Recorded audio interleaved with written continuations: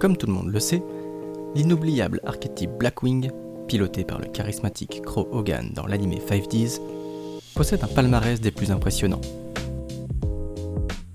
2009, champion du monde et double champion SJCS. Tu vas faire quoi ? 2010, des tops, mais pas de titre. La fois t'as pas de chance. 2011. Bon, ok, c'est devenu un tiers 2, mais on arrache quelques tops. 2012. Quelqu'un joue encore ce deck ? Bref, vous l'aurez compris, les Blackwing ont eu leur heure de gloire, mais sont désormais dépassés.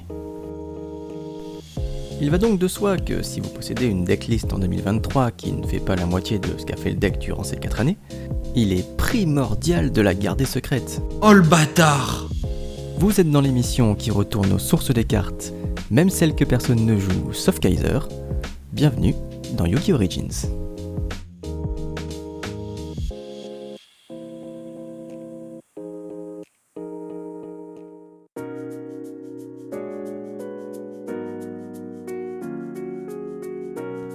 « 27 septembre 2018, sortie du 3e volume des duellistes légendaires.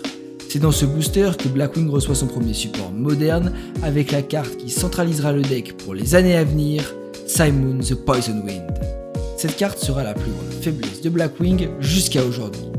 Son effet demandant de bannir un monstre Blackwing oblige à en jouer un grand nombre en main deck, et vu que c'est un cost, n'importe quelle interruption, une entrap ou une omni-negate vous feront quasiment perdre la partie instantanément. Je suis un homme. Mais j'ai des fêlures.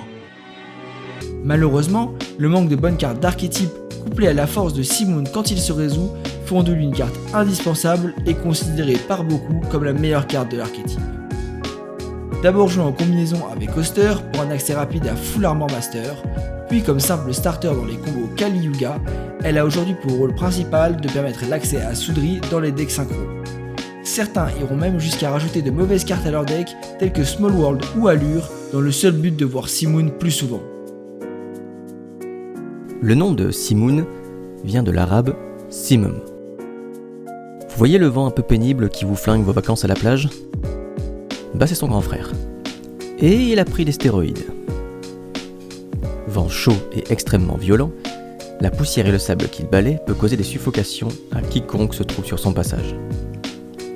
Et parce qu'il serait dommage qu'il n'ait qu'une seule qualité, vous pouvez également noter que sa température peut s'élever jusqu'à plus de 50 degrés. Je pense que ce charmant garçon mérite largement son titre de Poison Wind.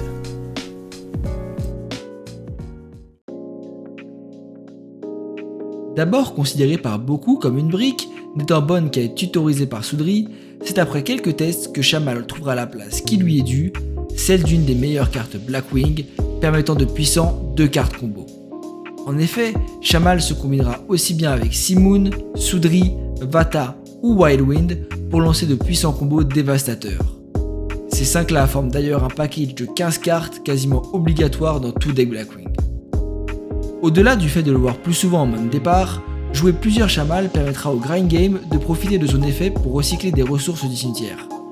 Il pourra ensuite être réinvoqué des bannis par Dissipateur, lui permettant de retourner dans le cimetière et donc de recycler à nouveau des cartes. On pourra même aller jusqu'à profiter de cet effet pendant le tour adverse grâce à la carte piège Twin Shadow. À nouveau, une origine étymologique venant d'Arabie. Alors, non, Shamal n'est pas le singulier de chameau. Et en plus, ça, c'est un dromadaire. Par contre, c'est une Maserati.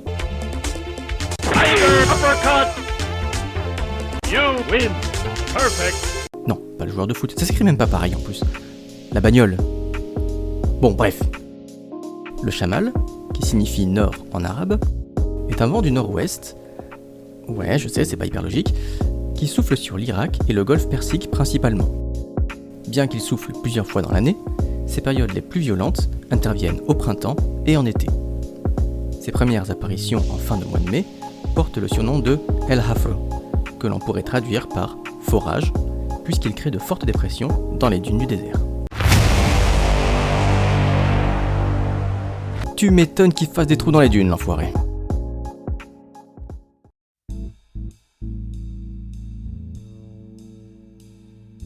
Sorti avec le support Arc V en 2016, Harmattan rejoint Orochi, Gale, Bora et Chris dans la liste des simples extenders.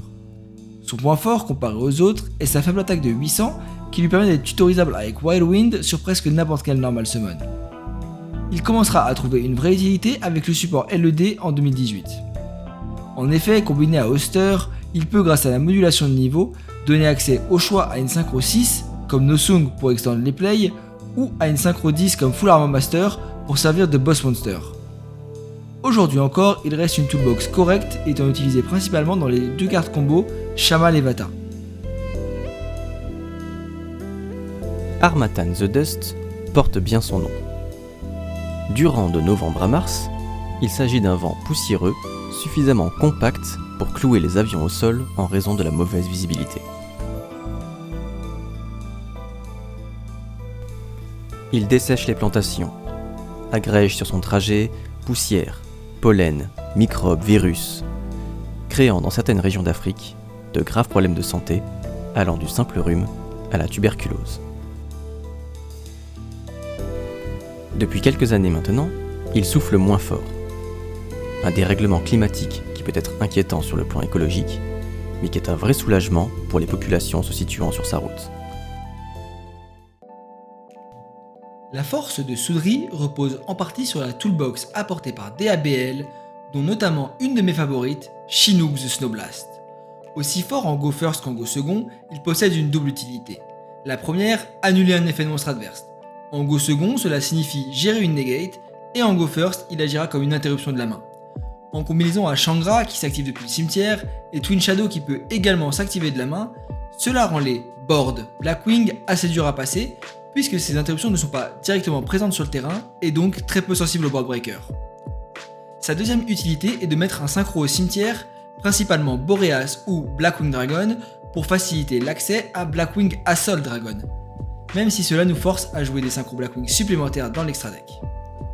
Enfin, la perte de 700 d'attaque, bien que anecdotique la plupart du temps, lui permet d'être activable en damage step, et donc de surprendre l'adversaire à un moment où il n'aura que très peu de réponses possibles.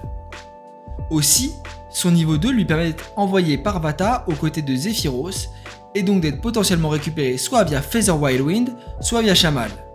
On ajoute à ça un style incroyable, et on obtient une de mes cartes préférées du set.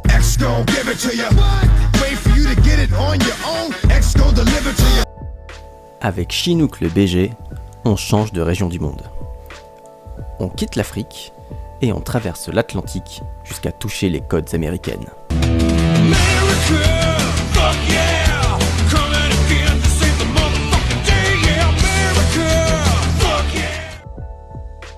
Soufflant au cœur des Rocheuses, une chaîne montagneuse de plus de 3000 km s'étendant de l'ouest des États-Unis jusqu'au Canada, et pouvant faire fondre jusqu'à 30 cm de neige en une seule journée, la culture populaire voudrait que le terme Chinook signifie mangeur de neige.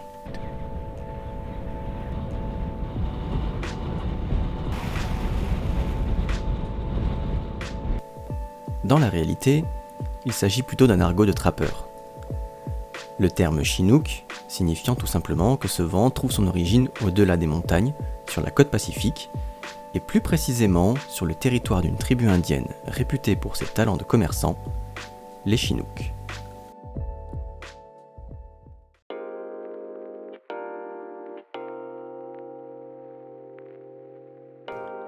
Sorti en 2011 dans les Duelist Pack Crow, on va pas se mentir, Zephyros c'est un peu la pute de Blackwing.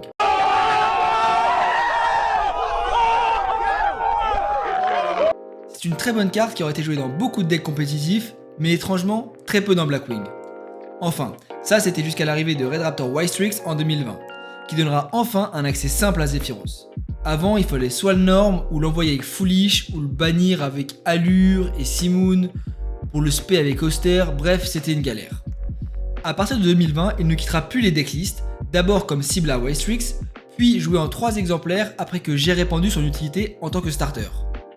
A partir du support de DABL, il retrouva sa place de brick en x1, avec maintenant beaucoup de moyens d'y accéder, principalement Boreas ou Vata, et laissera la place de starter à des cartes bien meilleures comme Soudry. En plus, il peut maintenant bounce le nouveau tourbillon qui n'est pas Hard One Spartan, faisant de lui un extender encore plus puissant. Honnêtement, Zephyros aurait pu être once per turn au lieu de once per duel, mais bon, Konami. Ah, là ça devient vraiment intéressant. Dans la mythologie grecque, Éole est le maître absolu des vents. Et vous comprenez maintenant d'où vient le nom des éoliennes. Cependant, Éole est un manager avisé et sait déléguer pour éviter de trop se fatiguer. Ainsi, lorsque Zeus lui en donne l'ordre, il libère les Anmoi, les divinités des vents. Fils des titans Astréos et Éos, liés à la saison printanière, Zéphyr, en grec ancien Zéphyros, est le dieu des vents de l'ouest. Son royaume serait connu comme le lieu où se lève l'étoile du soir et où le soleil éteint ses derniers feux.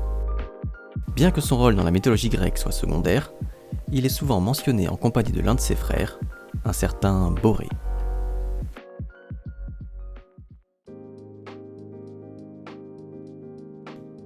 Sorti en 2022 dans DABL, Boreas est le premier synchro tuner de l'archétype. Boreas en lui-même est une carte assez moyenne. Sa modulation de niveau est sympathique et permet de foolish des cartes intéressantes comme Zephyros ou Shangra, et son deuxième effet est négligeable. A vrai dire, sa vraie force réside, comme pour Vata, dans la condition d'invocation alternative de Blackwing Assault Dragon, qui peut être invoqué en bannissant Boreas et Blackwing Dragon du terrain ou du cimetière. A noter que ceci n'est pas once per turn et peut donc être répété plusieurs fois si on arrive à gérer ses ressources avec notamment Chinook ou Dispater. Enfin, étant un tuner de niveau 6, il permet, quand il est reborn via Dispater ou Feather Wildwind, d'accéder à des synchros de haut niveau très facilement. Anmoi, lui aussi, frère de Zéphyr, le vent de l'ouest, Euros, le vent de l'est, et Notos, le vent du sud, Boré, en grec ancien Boréas, n'est nul autre que le dieu des vents du nord. D'ailleurs, n'est-ce pas dans les pays nordiques que l'on peut apercevoir les sublimes aurores boréales ? En compagnie de son frère Zéphyr, ils viendront attiser les flammes du bûcher funéraire de Patrocle, ami et amant du héros Achille pendant la légendaire guerre de Troie. Après, je suis pas fan du look de Boréas. Je l'aurais bien vu avec d'autres couleurs, genre vert et je sais pas, violet. Tenez, je vous ai fait un croquis, vous me direz ce que vous en pensez.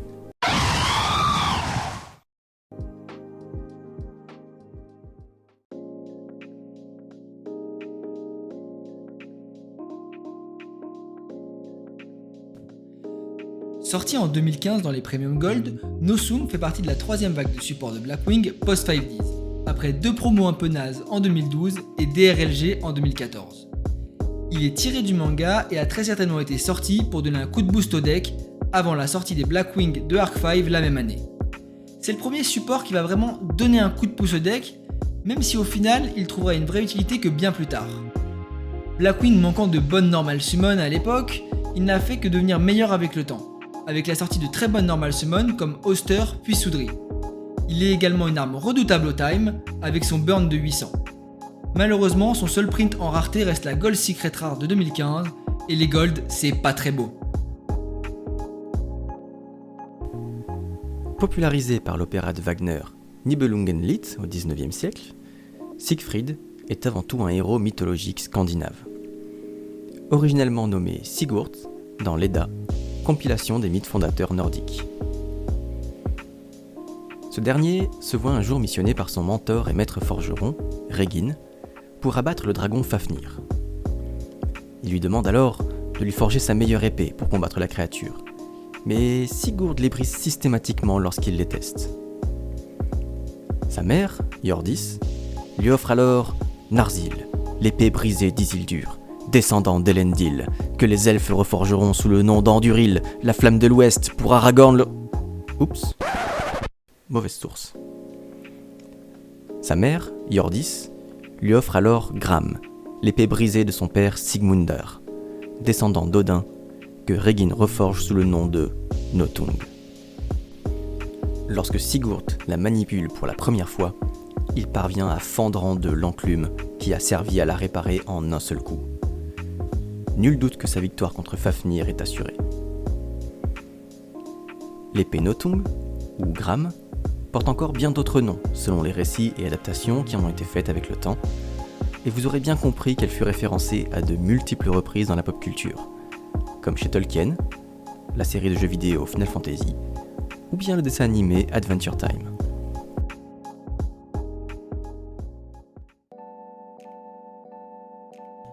Enfin, une bonne carte. Sortie en 2022, Soudry est le chercheur de l'archétype.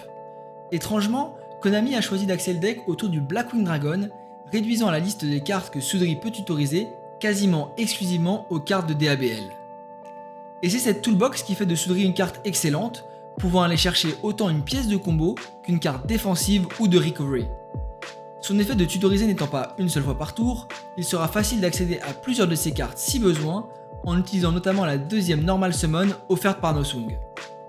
Son effet de token loquant en synchro pour tout le tour, il évite de faire de Soudry une carte trop générique, même si quelques stratégies commencent à émerger en OCG, utilisant uniquement une très faible engine Blackwing. On ajoute à cela un petit effet de self-burn pour comboter avec Blackwing Dragon et on obtient Soudry, une carte qui ne fera que s'améliorer avec le temps au fur et à mesure de la sortie de nouveaux Blackwing. Les plus attentifs auront d'ailleurs remarqué une certaine similarité au niveau du design avec Belzémon dans Digimon. Il n'y a que très peu de texte mentionnant les Digimon. Et encore moins mentionnant Soudry, l'un des piliers de la voûte céleste dans la mythologie nordique. Cependant, voici ce qu'en dit le 8e chapitre de l'Edda à propos de la création du monde. Les fils de Bor prirent Ymir, le transportèrent au milieu de l'immense abîme Ginnungagap et en firent la terre. De son sang, ils firent la mer et les lacs, de sa chair la terre, et de ses eaux les montagnes. Ils prirent également son crâne et en firent le ciel. Ils le dressèrent en 4 coins au-dessus de la terre, puis ils placèrent un nain sous chacun des angles ainsi formés.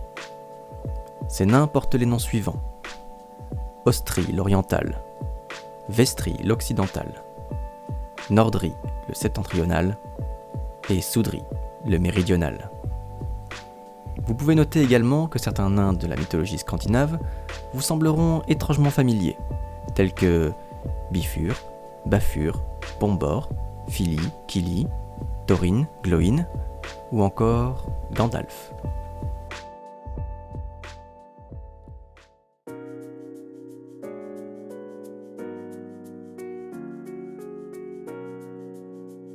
Sorti en 2022, Vata pourrait être considéré comme un remake de Vayu.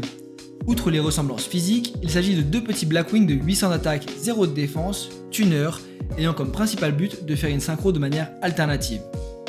Pour être honnête, l'effet de Vata en lui-même paraît assez faible, invoquer Blackwing Dragon n'ayant en soi pas grand intérêt.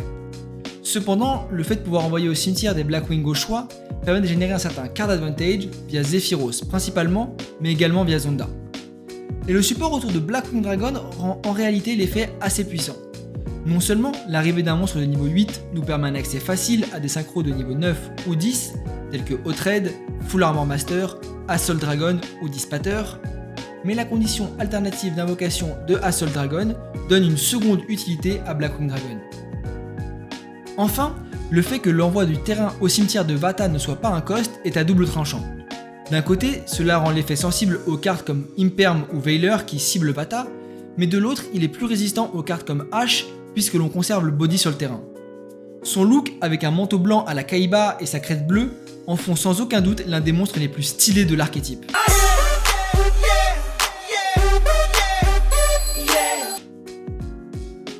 Vata est mentionné pour la première fois dans le Rig Veda, une collection d'hymnes sacrés composés en sanskrit et s'incluant parmi les 4 textes fondateurs de l'hindouisme. Vata, dont on pourrait traduire le sanskrit par vent, est considéré comme le souffle des dieux, allant où il le souhaite sans jamais être vu. Il est une divinité bénéfique, apportant richesse à ses adorateurs et protégeant les faibles. Et, sans grande surprise, il est lié au chakra de l'air, Anahata. Notez cependant que Vata n'est que très peu nommé ainsi. La plupart du temps, il apparaît sous un autre nom, Vayu.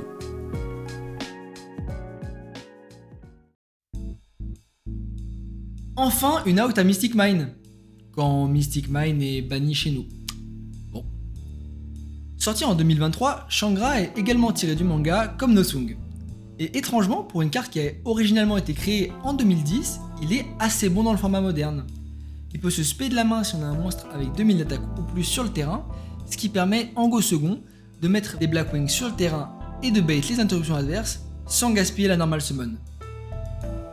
En go first, il peut facilement être mis au cimetière, notamment grâce à Boreas, et donc donne une interruption supplémentaire ne venant pas du terrain, permettant donc de jouer autour des board breakers. Malheureusement, il est once par duel parce que Konami, mais il a un vrai flow avec sa couronne de feu. Enfin, le fait qu'il ait 500 points d'attaque permet également de le tutoriser avec Tourbillon, quelle que soit la normal summon, notamment Vata. Sharnga, car oui Kaiser, tu ne sais pas le prononcer, tire son nom de Charanga, l'arc céleste de Vishnu, l'un des dieux de la trinité hindoue, en compagnie de Shiva et Brahma. Il fut fabriqué par Vishvakarma, l'architecte cosmique.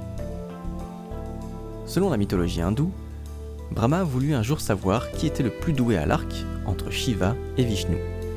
Mais le duel manqua de rompre l'équilibre de l'univers lui-même, parce que quand on est un dieu hindou, on fait pas une petite compétition en tirant chacun son tour sur une cible en paille.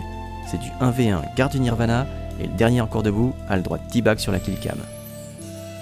Brahma mit cependant fin au duel avant que l'univers tout entier ne s'effondre sur lui-même. Merci mon ref. En déclarant Vishnu vainqueur, ce dernier étant parvenu à paralyser Shiva à l'aide de ses flèches. Sharanga étant considéré dès lors comme une arme pouvant arrêter un dieu.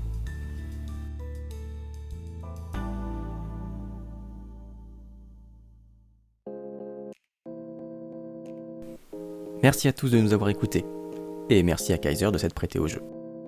Si cette vidéo vous a plu, comme d'habitude, n'hésitez pas à vous abonner et à laisser un petit commentaire, je vous répondrai avec plaisir pour vous choisir un vrai deck à la place de Blackwing. On se retrouve bientôt. Keep dueling, dudes.